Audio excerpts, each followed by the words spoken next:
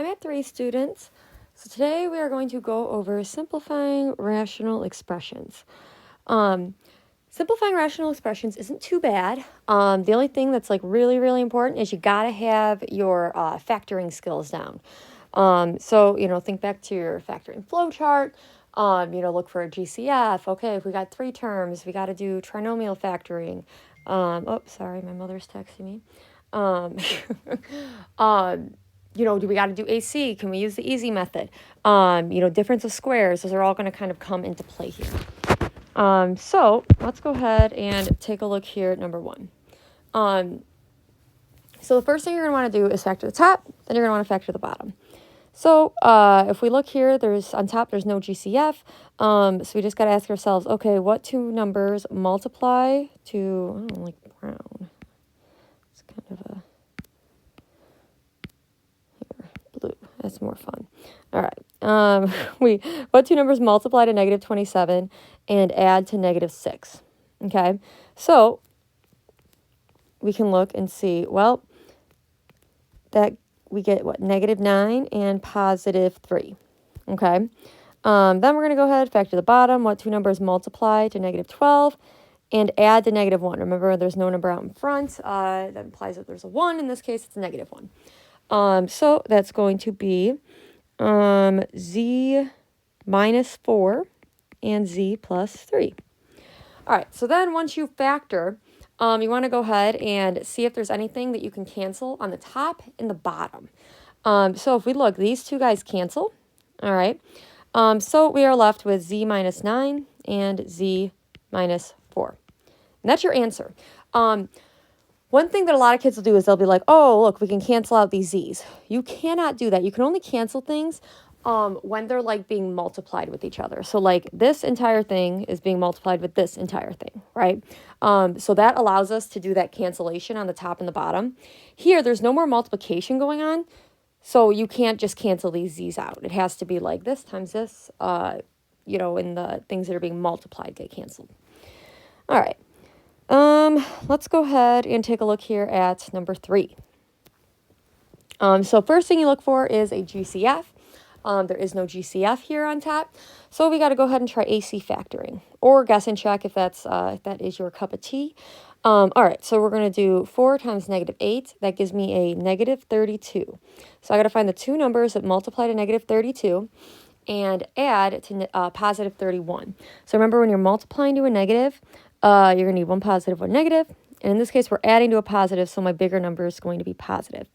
So for 32, I know I can use 1 and 32. And I'm just going to go ahead and I'll list them out in case you're someone that's kind of struggling with coming up or, how to come up with these numbers. So we try 2. 2 works. We get 2 and 16. 3 doesn't work. And 4 works. We get 4 and 8. 5's not going to work. 6 isn't going to work. 7's not going to work. And then we're done. So these are all of our factors of 32. We want to multiply to a negative, add to a positive. So all of our smaller numbers are going to be negative here. And the pairing that is going to work is these two guys here. So I'm going to do 4 a squared. And what I'm going to do is I'm going to rewrite 31a using negative 1 and 32. So I'm going to do minus 1a, or just a, plus 32a minus 8. Then after this, we can go ahead and do our factoring by grouping. So here I can take an a out, so I get 4a minus 1. Here I can take an 8 out, and I get 4a minus 1. So this top guy factored is going to be a plus 8 and 4a minus 1. Then on the bottom here, I can just do the easy factoring, right? What two numbers multiply to negative 32? Add to 4. Fortunately, right, I already listed out the factors of 32, so I can kind of use these to help me out here. So I'm going to do a minus 4 and a plus 8. All right, so now we look. Can we cancel anything out on top and bottom? Yes, we can. We can cancel this guy out with this guy. So our final answer here is going to be 4a minus 1 all over a minus 4. And again, we can't cancel anything because at this point, nothing else is like being multiplied with each other. All right, let's go ahead and try number 4 here. So we got a factor on top. We look for a GCF. There is no GCF here, but we do have a difference of squares, all right? So remember, when you've got two terms that you can square root and a minus sign, you can do the difference of squares pattern. As a quick reminder, it follows this pattern. You get a plus b and a minus b. You basically square root each of those terms, add them, and then subtract them. So in this case, my top is going to become 3b plus 2 and 3b minus 2. Now on the bottom, I look, is there a GCF? Nope. So I got to go ahead and do AC factoring. So I want to multiply to negative 24 and add to 5. So let's see. We've got, 8 and 3. So 8 and 3 is going to work here. And then I want a positive 8 and a negative 3. That's going to give me my 5. So I'm going to rewrite my 5 using 8 and negative 3. Now, the order that you write these in, if you recall, don't matter. It's just like, your step will look different than mine. But your final answer should be the same. All right, so we look here. I can take out, a 4b. And then I'm left with 3b plus 2.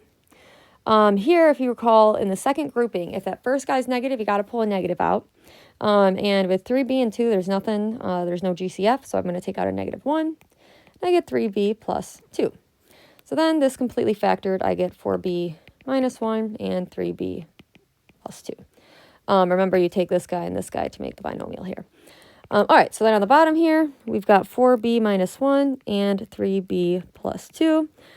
These guys cancel, so now we are left with 3b minus 2 all over 4b minus 1. All right, let's go ahead here and take a look at number 7. All right, so we go ahead and, again, we're going to factor. If you recall, the first thing we need to look for is a greatest common factor. And on top here, we can take out a what? I'm going to take out a negative 6c. All right. So then I'm going to be left with 3c plus 2. Then on the bottom here, I can take out a positive 6c. And then I'm going to be left with 4c plus 1. So at this point, right, we've got like two things we got stuff being multiplied on top. It's like this guy times this guy times this guy, and then this guy times this guy. So remember, when the things are being multiplied, that's when you're allowed to cancel. So in this case, these 6c's are going to cancel. So I am left with this. And 4c plus 1. Now, one thing I want to point out, because I could see this being like kids making this mistake, you might be tempted to just like get rid of the parentheses on top. You can't get rid of the parentheses until there's literally nothing else left on top with it. Because if you get rid of the parentheses, it implies that this like negative wouldn't be distributed. So it's actually not equivalent. So don't get rid of the parentheses until that's like literally the only factor left there. So this would be your answer here. You could also, another way to write this answer would be like to redistribute that negative in if you wanted. So you could do like negative 3c minus 2. Over 4c plus 1. Same thing, equivalent expressions. All right, let's give this guy a shot here. So we're going to take out a 9n on top, so we get n plus 5. And then on the bottom, let's take out a negative 9n.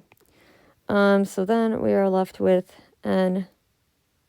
3n minus 2. All right, cancel. So then we're left with n plus 5 all over negative 3n minus 2. I don't know if they, let's see, all of them have them completely canceling.